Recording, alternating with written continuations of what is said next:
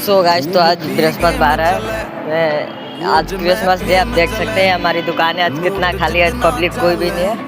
Christmas day है आज। इधर हमारा खाना बन रहा है, ये मेरे मामा है सामने।